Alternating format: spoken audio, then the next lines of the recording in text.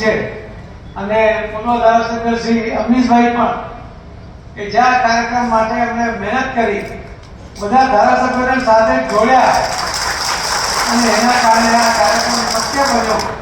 હું અમરીશભાઈને પણ અભિનંદન આપું છું. ગયા વખતે જૂની વાત છે, પણ મેં 2-3 મિટિંગમાં અમરીશભાઈને એમ કહ્યું હતું કે તમારી સીટ રૂમાલ મૂકેલો છે ખાલી છે.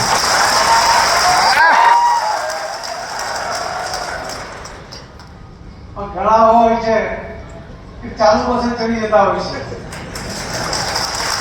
અને ઘણા હોય છે કે ઉભેલી બસે બસ ચૂકી જાય. અમરીશભાઈ સામેથી કીધું તો પણ નહીં, અને એમાં હીરાભાઈની સંમતિ હતી એ પણ તમને કહું કે આપણે ખેડ કે લીધી જે સીટ અમે ગોઠવી હતી તમને કહું કે હા એમના લઈ આવો, અમે એમની સાથે એને લડીશું.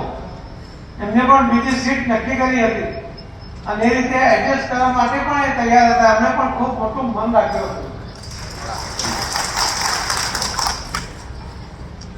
હવે તો સાથે મળીને હમણાં જે કામ કરે છે જટ સંજયનું, અને એમણે દરેક અમરીશભાઈ દિલીપભાઈની સાથે મળીને દરેકને સાથે જોડ્યા, એ ખૂબ આનંદનો વિષય છે.